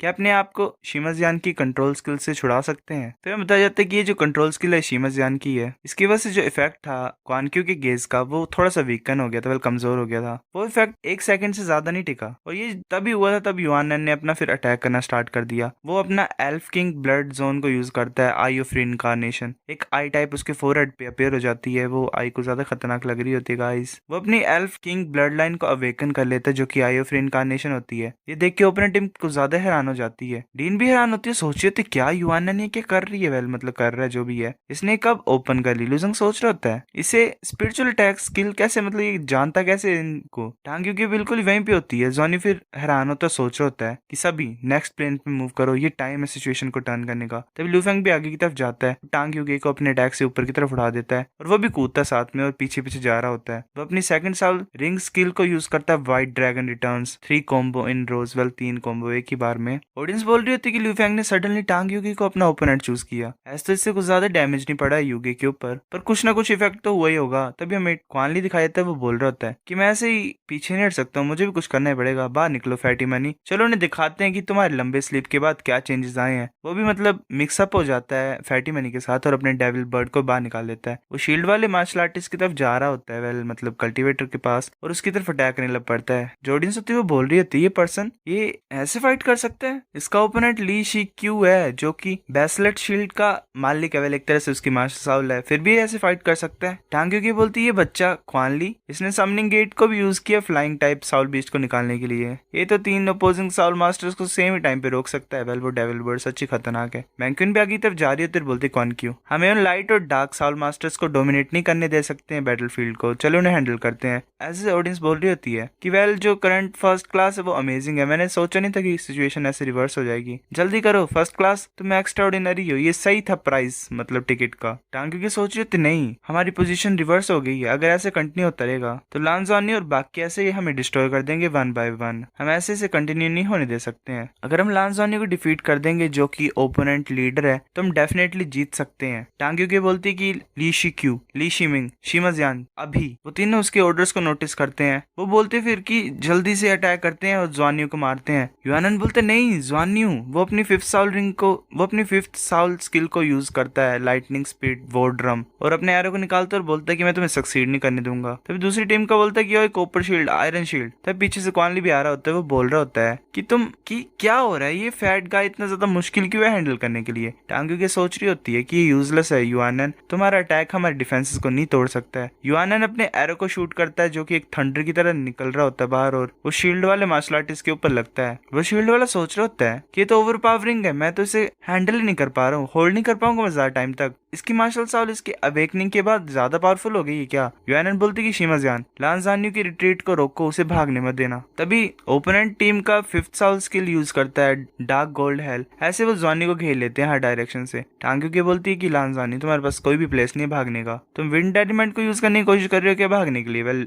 जॉनी ने विंड एलिमेंट यूज किया होता है। वो बोलती है कि तुम शील्ड को नहीं तोड़ पाओगे। जॉनी घेर ही लिया होता है हर डायरेक्शन से। युगी आ रही होती है आगे की तरफ से और बोलती है, लान जानी तुम अब मरने वाले हो। मैनेजर बोलती है कि लान जानी को क्यों टारगेट कर रहे हैं, ये बुरी बात है कि वो हार जाएगा आज। टांगली बोलते कि नहीं, ऐसा लग रहा है कि लान जानी खुद प्रोवोक कर रहा है अपने ओपोनेंट्स को। मैनेजर बोलती है कैसे हो सकता है, एक 3 रिंग वाला बच्चा 3 लोगों को फेस कर रहा है जिनके पास 5 साउल रिंग्स है। टांगली बोलता है देखो ध्यान से। जॉनी वहीं पे होता है और फिर वो स्माइल करता है। टांगली बोलते है कि लान जानी के पास अभी भी ट्रम्प कार्ड है जो जल्दी सामने आएगा। तभी एक फ्लैश होता है लाइटनिंग का। जॉनी के बीच में एक एनर्जी आ रही होती है और उसके हाथ पे भी एनर्जी कवर कर रही होती है। टांग के सोच रही होती है कैसी ब्रिलियंस है, इससे तो मेरे को डर लग रहा है। वो अपना अटैक यूज करती है, grade 5 element divine light. Johnny के हाथ में वेल शायद स्पेयर टाइप आ रहा होता है। जॉनी फिर एक स्विंग करता है अपने अटैक से। एक वो वायलेट कलर का अटैक वेल स्लैश टाइप होता है। युगे सोच रही होती है किस तरह का अटैक है, जो मेरा 5 एलिमेंट डिवाइन लाइट थी वो सोलो अप हो गई। शील्ड वाले बोलते हैं ये वेल वो जो दोनों ली ब्रदर्स होते हैं वो उस अटैक से मर जाते हैं। युगे सोच रही होती है सिर्फ एक ही हिट से ये कैसे पॉसिबल है। ये तो वेल फिर जॉनी अपना स्लैश युगे की तरफ भी करता है। युगे बोल रही होती है तो इम्पॉसिबल। वेल वो सोच रही होती है ऐसा। युगे भी एलिमिनेट हो जाती है। Well dragon blood line, dragon God transformation वाली स्किल है इसकी। शीमा भी कुछ ज्यादा हैरान होता है, वो भी आगे की तरफ स्लैश करता है। जॉनी भी आगे की तरफ जाता है और अपना स्लैश करता है शीमा की तरफ। वो शीमा को 2 हिस्सों में काट देता है और शीमा वहां पे मर जाता है। Well bro what the fuck, 4 बंदों को एक ही साथ उसने मार दिया। 3 वर्सेस 5 था वेल रिंग्स के मुकाबले। फिर वो जो जॉनी का स्पेयर होता है वो ऐसे ही नीचे आ जाता है अरेना में। उसे देख के सारी ऑडियंस भी हैरान हो जाती है, डीन भी हैरान हो जाती है। जॉनी की टीम के खुश होते हैं। डीन बोल रही होती है ये क्या हुआ। ऑडियंस बोल रही होती है कि लान जॉनी डेस्परेट सिचुएशन में नहीं था, ये कैसे हो सकता है, ये सिचुएशन रिवर्स कैसे हुई। जॉनी ने उस स्पेयर पकड़ा होता है, उसकी आई ग्लो कर रही होती है। जॉनी भी होश होने पड़ता है। क्वाली उसे पकड़ लेते और बोलते है लान जॉनी। फिर हम बता जाते हैं कि सिचुएशन कंप्लीटली अनएक्सपेक्टेड थी ऑडियंस के लिए। लान जॉनी ने इंस्टेंटली 4 स्ट्रॉन्गेस्ट मार दिए थे थर्ड क्लास की टीम के। सिर्फ 2 ही बचे हुए थे और उनके पास भी कोई इंटेंशन नहीं था कंटिन्यू करने का फाइट को। फिर ऐसे फिर थर्ड क्लास डिफीट हो गई, मतलब डिटरमाइन नहीं थे एक तरह से। मैनेजर बोल रही होती कि ये कैसे हो सकता है, ये तो 3 रिंग साउल मास्टर था, ये कैसे डिफीट कर सकता है 4 मास्टर्स को जिनके पास 5 रिंग्स थी। ये तो सिंपली कॉमन सेंस से बाहर की चीज है। टांगली बोलता है एक आर्टिफैक्ट है, ये शायद मैंने पहले कभी देखा है, इसका नाम क्या था। वो फिर अपने हाथ पे एनर्जी लाता है और उसके हाथ में भी एक पेयर टाइप बाहर आ जाता है। Well this confirms the theory that he is the father and Nana is the mother and Johnny is the child. Guys 3 cover करनी है मैंने, 3 में है सीक्रेट सारी। टांगली बोलता है ये। मैनेजर बोलते है चल क्या रहा है, तुम वो टांगली नहीं हो जिसे मैं जानती। अरेना का सीन दिखाया था, वहां पे क्वाली ने जॉनी को हक किया होता है और वो बोल रहा होता है कि हम जीत गए जॉनी, हम जीत गए। लुफेंगा और यानन भी कुछ ज्यादा खुश होती है। जॉनी सोच रहा होता है ग्रेट, हमारा प्लान काम आया। मैंने ड्रैगन गॉड ट्रांसफॉर्मेशन के टाइम को और अटैक रेंज को ओवरकम किया था जो कि लिमिटेड था पहले, और ये बाकी सब कुछ हमारी कोऑपरेशन की वजह से हुआ है। वह फिर अपने हाथ को ऊपर की तरफ उठा देता है और सोच रहा होता है कि और ज्यादा जो आगे मैचेस आएंगे हम उन्हें भी जीतेंगे। बाकी ने उसे हक किया होता है। मैंक्विन भी कुछ ज्यादा एक्साइटेड होती है और वो ऐसे कांप रही होती है। क्वानक्यू बोलती क्या हुआ। मैंक्विन बोलती कि हम जीत के हम अब रिच हैं, 6 पर्पल बैजेस मिलेंगे हर एक को, ये तो अमेजिंग है। क्वानक्यू बोलती कि मैंक्विन क्वानली ने तो नहीं तुम्हें पोजेस कर लिया एक तरह से है ना, तुम एकदम से मनी और वेल्थ को पसंद करने कैसे लग पड़ी। मैंक्विन हंस रही होती है जोर जोर से। डिन भी देख रही होती है मैच को और बोलती है कि वो आर्टिफैक्ट कैसा था, इस बच्चे के पास ऐसा आर्टिफैक्ट है कैसे, ये लांजान्यू आया कहां से। वो सोच रही होती है कि मैं लकी हूँ, बहुत ज्यादा लकी हूँ कि मैंने लास्ट मोमेंट पे लांजान्यू की टीम के ऊपर बैट लगा दिया था, वरना मेरे जो 50 पर्पल बैजेस थे वो डिसअपियर हो जाते। तभी उसे फोन आता है, वो उठा लेती है फोन और बोलती है टीचर। टीचर बोलता है कि मैंने मैच देखा लांजान्यू का जो कि फर्स्ट क्लास का है, उसके पास अनलिमिटेड पोटेंशियल है, तो तुम्हें ज्यादा अटेंशन पे करना उसे, ज्यादा तंग मत करना उसे और कल्टिवेट करने देना, ज्यादा इंटरफेरेंस मत दिखाना। डिन बोलते ठीक है। डिन सोच रही होती है कि वो बच्चा मेरा पहला टारगेट था पर वो बास्टर्ड टांग जैनुआ ले गया उसे, अगर उसकी वजह से नहीं होता तो वो मेरा होता। तभी डीन उसके पास पहुंच जाती है उसके रूम के बाहर और बोलती है टांग जैन हुआ बाहर निकलो। वो बेचारा सोया होता और जाग जाता है। वो बोलता है कि अब इसको क्या हुआ। वो आज तो शायद लांजानी और उसकी टीम का मैच था, क्या कोई प्रॉब्लम है, मैंने कुछ ज्यादा पी ली थी रात को तो मैं ऐसे सोया हुआ था, चल देखता हूँ रिप्ले देखता हूँ मैच का। फिर हमें हॉस्टल का सीन दिखाया जाता है। लांजानी ने जो भी उसे मिला था उसे अपने हॉस्टल में डिवाइड कर लिया। हर एक पर्सन को 5 पर्पल बैजेस मिले और 10 येलो बैजेस मिले। ये उनको इंक्लूड नहीं करता है जो बैजेस वो एक्सचेंज सेंटर में पाएंगे। उस टाइम पे शर्क अकेडमी का आउटर कोर्ट कुछ ज्यादा एक्साइटेड था। लांजानी ने भी अपनी स्ट्रेंथ पूरे आउटर कोर्ट स्टूडेंट्स के सामने दिखा दी, 5 रिंग साउल मास्टर्स को डिफीट करके, जो कि 3rd क्लास के थे। बिना किसी डाउट से जो लांजानी के 6 टीम मेंबर थे वो फेमस हो रहे थे। फिर ऐसे जब शाम हो रही थी तो लांजानी और उसकी टीम बाहर गए कॉलेज के। क्वानली बोल रहा होता है कि आज सेलिब्रेशन का डे है और रेस्ट करने का, चलो एक बिग मील को करते हैं और सेलिब्रेट करते हैं अपनी सक्सेस को। फिर बाद में ऑक्शन हाउस में जाते हैं और सूटेबल आइटम्स को फाइंड कर लेंगे जो वहाँ पे ऑक्शन होंगी। मैं वेट नहीं कर सकता हूँ, जॉनी सोच रहा होता है। इस मैच के बाद हम सभी इकट्ठे इकट्ठे हो गए, हमने एक दूसरे की काफी ज्यादा हेल्प की है और अब हमें रिसोर्सेज मिल जाएंगे जिसकी वजह से हम स्ट्रॉन्ग बन जाएंगे। वो फिर एक रेस्टोरेंट में पहुंचते, वहां पे जो पर्सन होता है वो बोलता है, हेलो शर्क अकेडमी के जीनियसिस, मैं होंगू, मैं पर्सन इस टियानचाओ रेस्टोरेंट का इंचार्ज हूँ। ये ग्रेट ऑनर है कि तुम सेलिब्रेट करने के लिए हमारे रेस्टोरेंट में आए हो। तुम जो भी ऑर्डर करोगे वो फ्री होगा और हम तुम्हें कार्ड भी देंगे जिससे तुम 30% डिस्काउंट पा सकते हो हर टाइम जब तुम आओगे यहाँ पे। जॉनी बोलते शुक्रिया सर, पर अगर तुम्हारे पास कोई एडवांटेज ही नहीं होगा तो ये सही नहीं होगा ना, मतलब तुम्हें फायदा भी तो होना चाहिए कोई ना कोई यहाँ पे। वो बोलता है कि कोई प्रॉब्लम नहीं है, मैं एक्चुअली में शर्क को कुछ ज्यादा ही एडमायर करता हूँ, जो फ्यूचर है वो लिमिटलेस है, तो मैं तुमसे दोस्ती करना चाहता हूँ। क्वानली बोलता है कि जैसा कि तुमने बोला तुम्हें इतना भी पोलाइट होने की कोई जरूरत नहीं है सर, यहाँ पे स्पेशल क्या है। वो बोलता है कि ऑफ कोर्स यहाँ पे कुछ ज्यादा ही है, तुम सब कुछ ट्राई कर सकते हो। ल्यूफेंग बोलता है क्वानली फैटी मनी की तरफ देखो ला, वो जो होता है मंकी वो ठूसे जा रहा होता है। ल्यूफेंग बोल रहा था इसके पास तो ड्रैगन बेली है, क्या ये सच्ची में साउल बीस्ट है जो कि ड्रैगन्स को खाता था। मैं ये फील करता हूँ कि ये जो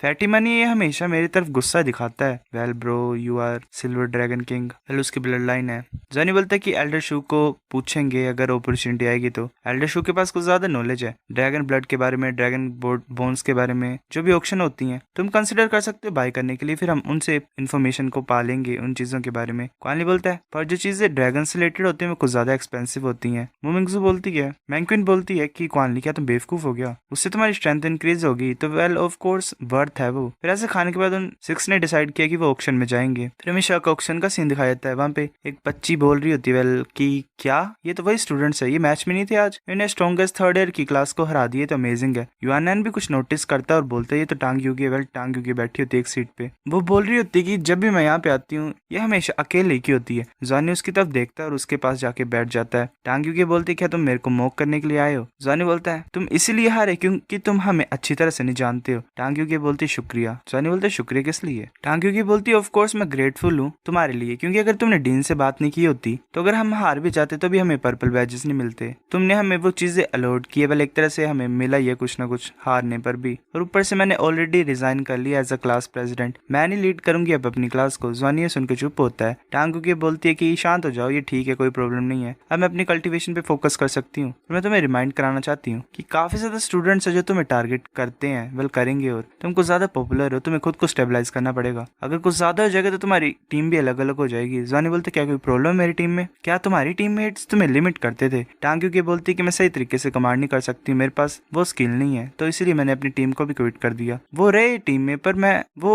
चुप ही रहे, पर मुझे पता है वो डिसअपॉइंटेड है मेरे लिए, मतलब सेम टाइम पे टीम फाइट में मैं पूरी तरह से उनका फुल पोटेंशियल नहीं निकाल सकती थी। पहले मैं तुमसे हार गई, मैंने तुम्हें सही तरीके से रिकॉग्नाइज नहीं किया पहली बार, मतलब जब हुआ था। सेकंड टाइम भी मैं हार गई और मुझे पता है कि मेरी गलती थी उसमें भी। जॉनी सोच रहे होते कि उस समय एक मैच को हारने के बाद अगर मैंने हारा होता तो मैं इतना शांत होता। टांग युगी बोलती है कि एटलीस्ट मैं हार गई हूँ तो इतने बड़ी हार नहीं है मेरे लिए, मैंने लर्न किया कुछ ज्यादा तुमसे और इस मैच से भी। जॉनी बोलता है तो अब क्या करोगे तुम, डिफिकल्ट नहीं है, मतलब क्लास को तुमने छोड़ दिया तो। टांग युगी बोलती कि नहीं कोई प्रॉब्लम नहीं है, मैं अभी भी हूँ ही, मैं स्ट्रॉन्गेस्ट इंडिविजुअल हूँ अपनी क्लास में, शायद मैं इंडिविजुअल साल मास्टर बनने के लिए हूँ, इसलिए मैं ज्यादा प्रैक्टिस करूंगी, जब मैं 6th रिंग में ब्रेक थ्रू करूंगी तो मैं अपने 2 वर्ड बेटर आर्मर को बना सकती हूँ। जॉनी बोलता है ठीक है मैं भी हार्ड वर्क करूंगा फ्यूचर में। वो फिर वहां से चल पड़ता है और युआनन के पास आ जाता है, बैठ जाता है। युआनन बोलता है कि उसने क्या बोला तुम्हें। तो जॉनी ने सब कुछ शेयर कर लिया जो जो उसने टांग युगी से बात की थी। युआनन चुपचाप सुन रही होती है। फिर ऐसे ही जो यही होती है वो आगे आ जाती है ऑक्शन में और बोलती है कि जो नेक्स्ट ऑक्शन है वो मतलब आइटम काफी ज्यादा स्ट्रेंज है, ये एक्सट्रीमली रेयर है, जिसकी एज 10,000 ईयर है। जो आइस गॉड लोटस है वो आइस गॉड लेक में बोर्न हुआ है, जो कि डालो पेरेंट प्लेनेट में नॉर्थ टिप पे है।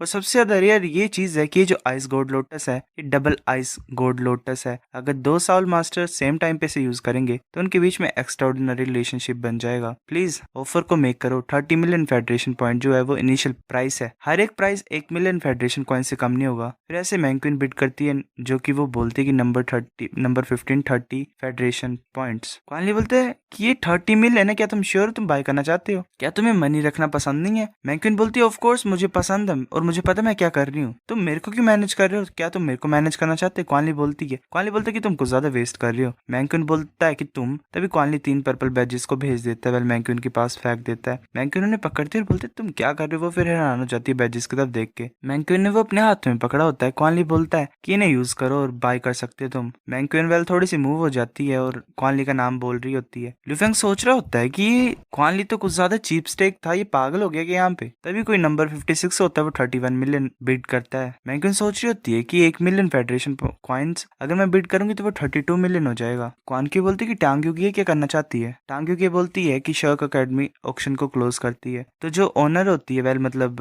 होस्ट करने वाली कि 30 मिलियन ट्रांजेक्शन शर्क अकेडमी के जो स्टूडेंट है वो ऑक्शन को क्लोज करती है अपनी अथॉरिटी को यूज करके। मैंक्विन बोलती है कि ये लो मैं तुम्हारे बैजेस को तुम्हें रिटर्न करती हूँ, क्या तुम बेवकूफ हो? मैं क्वानकी और मैं दोनों मिक्स करके बाय करना चाहते थे उसको। क्वानली बोलता है रख लो बाद में काम ही आएगा। मैंक्विन बोलती नहीं मैं यूज नहीं कर सकती, शुक्रिया। क्वानली बोलता है तुम्हारा वेलकम। ल्यूफेंग बोलता है फैटी तुम कुछ ज्यादा जनरस नहीं हो रहे यहाँ पे। क्वानली बोलता है कि मैं हमेशा जनरस ही होता हूँ। होस्ट अनाउंस कर देती है कि जो नेक्स्ट आइटम है वो बेस्ट ऑक्शन आइटम है। ऐसे प्रीवियस आइस गोल्ड लोटस की तरह नहीं है अच्छा, पर इसके भी काफी यूजेस है। ये फ्रूट ऑफ लाइफ है, इसमें कुछ ज्यादा लाइफ एनर्जी है। इस फ्रूट की लाइफ 10,000 ईयर है और सिर्फ एक ही इफेक्ट है इसका, ये लाइफ को एक्सटेंड कर सकता है। ऑर्डिनरी पीपल के लिए ये जो फ्रूट है ये 30 ईयर्स लाइफ को इंक्रीज कर सकता है और स्पिरिट मास्टर्स के लिए ये 100 ईयर इंक्रीज कर सकता है। जो इनिशियल प्राइस है वो 30 मिलियन कॉइन्स है। फिर ऐसे ही ऑक्शन चल रहा होता है 40, 60, 90 और 300 मिलियन। एक लड़की वहां पे बैठी होती है वो बोलती 500 मिलियन। होस्ट अनाउंस कर देती कोई और ऑफर है, चलो ये डील है, कांग्रेचुलेशन। जो लेडी है वीआईपी रूम नंबर 6 में 500 मिलियन फेडरेशन कॉइन के लिए फ्रूट ऑफ लाइफ तुम्हारा होता है। वो तीनों हैरान हो जाते हैं, ल्यूफेंग, क्वानली और मैंक्विन। वो बोल रहे थे 500 मिलियन, हम तो कुछ ज्यादा जल्दी पार्टिसिपेट कर रहे हैं इस ऑक्शन में, हमारे पास तो इतना कभी होगा ही नहीं। होस्ट बोलती है कि चलो लास्ट आइटम जो ऑक्शन का वो मैं लाती हूँ। इनिशियल प्राइस 10 बिलियन है। यूहानन को ज्यादा हैरान होकर बोलता है क्या 10 बिलियन? लार्ज कंपनीज के पास भी इतना पैसा नहीं होता है, वो भी बाय नहीं कर सकती हैं। जॉनी बोलता है कि ये ऑक्शन क्या शो ऑफ करने के लिए है? होस्ट बोलती है कि सभी स्क्रीन की तरफ देखो, ये सबसे ज्यादा वैल्यूएबल ट्रेजर है हमारे ऑक्शन हाउस का, जो कि 10 सालों से है यहाँ पे, वो एक स्पेयर होता है। होस्ट बोलती है कि जो स्पेयर है ये सिल्वर ड्रैगन किंग का था। जो सिल्वर ड्रैगन स्पेयर है वो टॉप रैंक आर्टिफैक्ट है। शर्क अकेडमी आर्टिफैक्ट लिस्ट में ये 6th नंबर पे है। जो स्टार्टिंग प्राइस है वो 10 बिलियन है। अगर कोई भी बिड नहीं करेगा 1 मिनट के अंदर अंदर तो जो ऑक्शन है वो एंड हो जाएगा। एक बोल रहा होता है कि ये आर्टिफैक्ट तो टॉप रैंक आर्टिफैक्ट है, पर सिर्फ 1 ही मिनट है बची हुई। यूआनन बोल रहा होता है कि 10 बिलियन इतना भी एक्सपेंसिव नहीं है अगर इस आर्टिफैक्ट की बात की जाए तो। क्या शर्क सच्ची में बेचने की कोशिश कर रहा है कैसे? जॉनी बोलता है पर किसी के पास भी हिम्मत नहीं है इसे खरीदने की। वो सोच रहे होते हैं कि सिल्वर ड्रैगन स्पेयर, ल्यूफेंग के पास व्हाइट ड्रैगन स्पेयर है। वो ल्यूफेंग की तरफ देख रहा होता है। ल्यूफेंग कुछ ज्यादा टेंशन में होता है। वो सोच रहा होता है कि वाओ तो कुछ ज्यादा अच्छा स्पेयर है। फिर ऐसे टाइम रन आउट हो जाता है। वो बोलती है होस्ट की टाइम चला गया है, कोई बिड नहीं कर रहा तो हम इस ऑक्शन को खत्म करते हैं। तभी वो जा रहे होते हैं तो टांग्यू के रास्ते में खड़ी होती है, बोलती है लांजानियो तुम्हें अपनी कल्टीवेशन को जल्दी इंक्रीज करना पड़ेगा, मैं अपना हार्डेस्ट ट्राई करना चाहती हूँ तुम्हारे अगेंस्ट में। जानी सोच रहा होता है कि हम बहुत ज्यादा वीक हैं साल पावर की टर्म में, ये मजाक ही कर रही है क्या? तभी टांग्यू की जा रही होती है, वो यूआनन से टकराती है। यूआनन उसकी तरफ देख रहा होता है। वो सोच रहा होता है अब ये क्लास प्रेसिडेंट नहीं बची हुई है, मुझे लगता है ये कुछ ज्यादा हो जाएगा थर्ड क्लास के लिए। वो थर्ड क्लास के लिए ह्यूज ब्लो है एक तरह से। सो गाइस जॉनी बोल रहा था चलो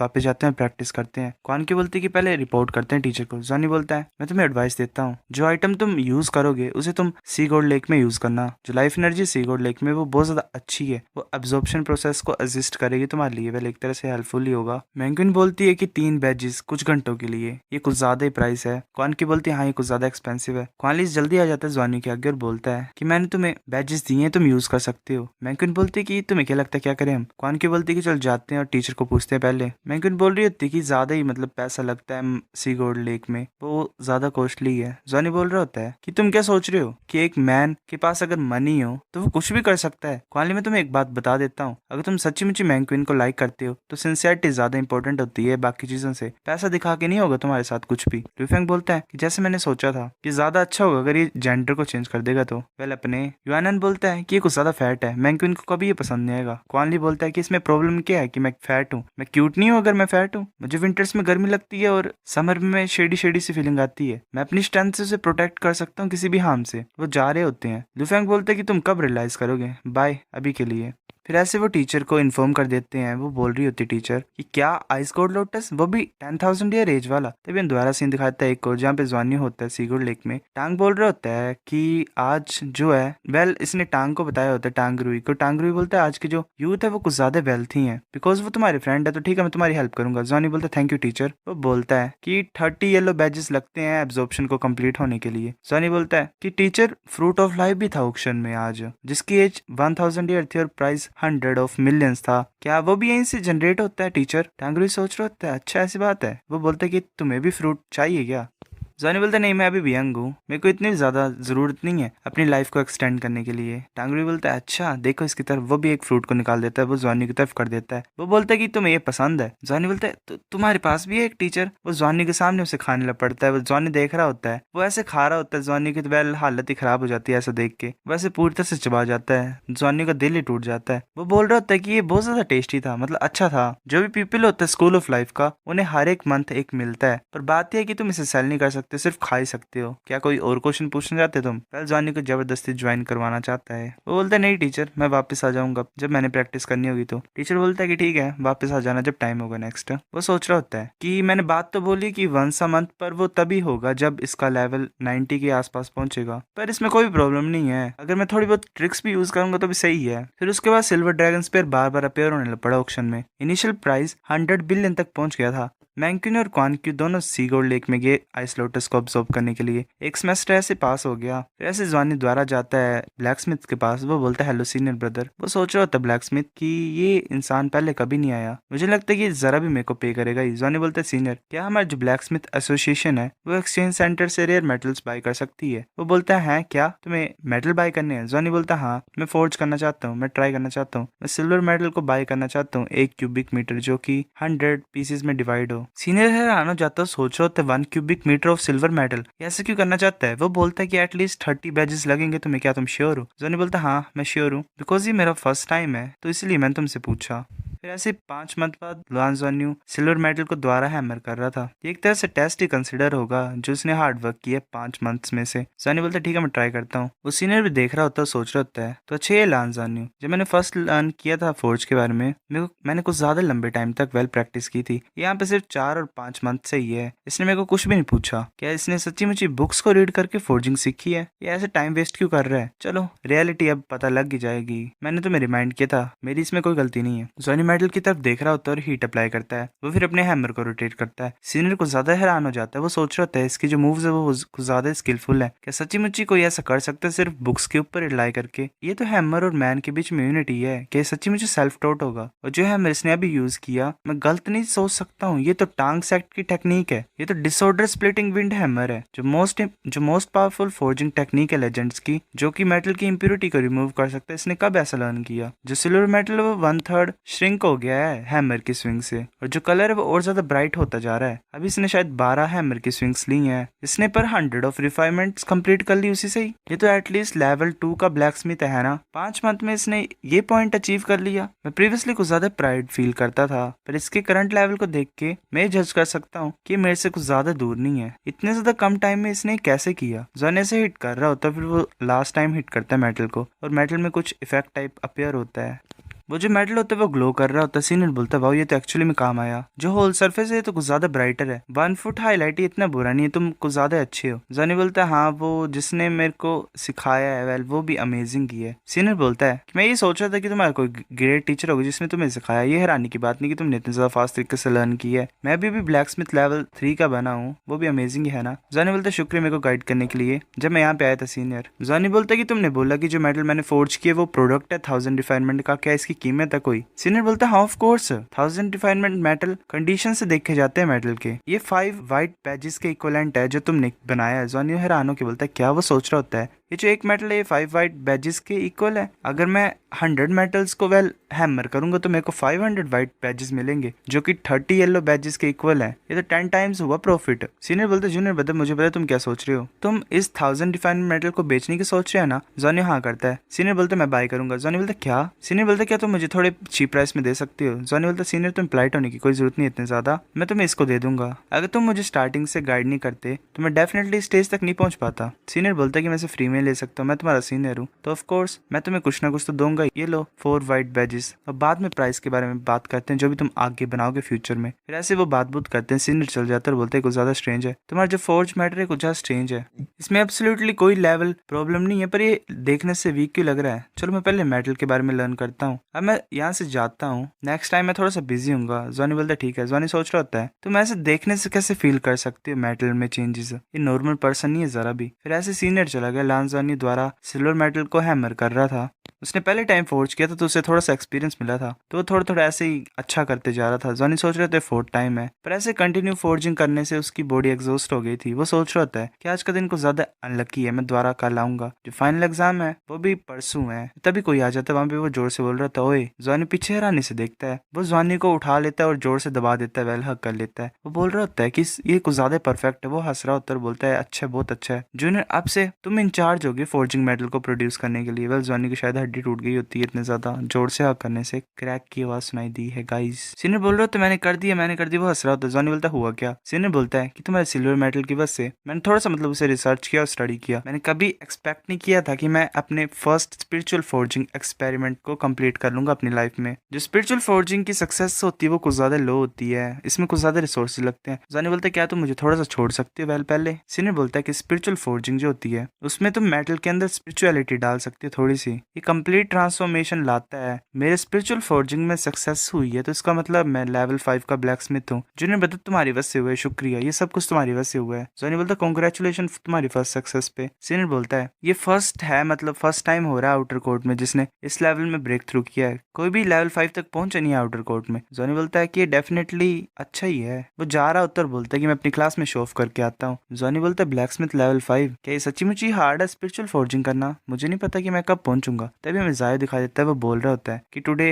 कि आज सैटरडे या कल हॉलीडे है और परसों फाइनल एग्जाम है। जैन वो बोल रहा होता है कि फाइनल एग्जाम फर्स्ट क्लास के लिए कुछ ज्यादा इंपॉर्टेंट होते हैं, जो रिजल्ट होते हैं एग्जाम के वो बेसिस को फॉर्म करेंगे तुम्हारे फ्यूचर के स्कूल में। अगर तुम रिसोर्सेज को पाना चाहते हो स्कूल में तो तुम्हें जरा भी अपनी एबिलिटीज को होल्ड बैक नहीं करना है, इसीलिए कि वो तुम्हारे क्लासमेट्स हैं, तुम्हें अपनी एबिलिटीज को शो करना है, तुम्हें हमारी एक्सपेक्टेशंस को एक्सीड करना पड़ेगा फाइनल एग्जाम में। जैन बोलता है मैंने हाँ प्रिपेयर किया ही है। जैन वो बोलता है कि ठीक है हम कल मिलेंगे। वो फिर ऐसे शाम को मिलते हैं सारी। जॉनी बोलता है हेलो। मैंक्विन बोलती बॉस तुम लेट हो। जॉनी बोलता चलो चलते हैं। क्वान की बोलती है हाँ। क्वान की और जॉनी ऐसे आई कांटेक्ट बना रहे होते हैं तब मैंक्विन उसकी आंखों को ढक देती है। क्वान की बोलती क्या। मैंक्विन बोलती है ओए तुम दोनों एक दूसरे की तरफ क्यों देखते रहते हो इस तरह से, वेलन का अलग ही है। क्वानली बोल रहा होता है कि देखो मेरी आइज की तरफ देखो, मेरी आइज भी कुछ ज्यादा सिंसियर है तुम्हारे लिए। मैंक्विन बोलती है कि तुम कुछ ज्यादा ही मोटे हो, तुम्हारी आइज के ऊपर भी फ्लैश है, कौन देख सकता है तुम्हारी आइज में क्या है। वेल वाओ क्या ही बेइज्जती करती है। फिर हम बताया जाता है कि क्वानली का वेट कुछ ज्यादा इंक्रीज हो गया क्योंकि उसने फैटी मनी के साथ कॉन्ट्रैक्ट बनाया है, पर इसकी डिफेंसिव एबिलिटी भी कुछ ज्यादा ही इंक्रीज हो गई है। वो बोलता है कि ऐसे तो मैं फैट हूँ पर मैं फ्लेक्सिबल फैट मैन हूँ। ल्यूफेंग फुल्ली अंडरस्टैंड कर चुका है उसकी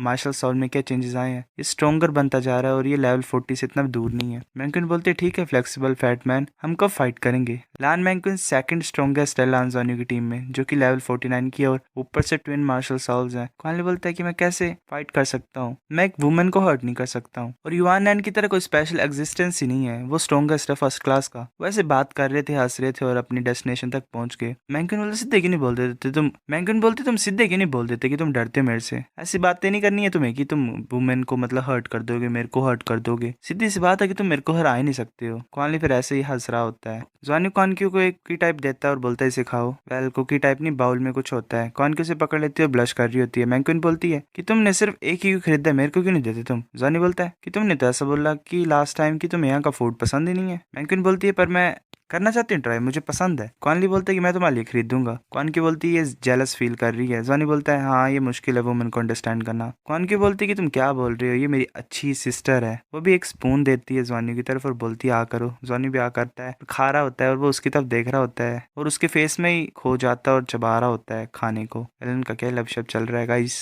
why the hell I am feeling jealous.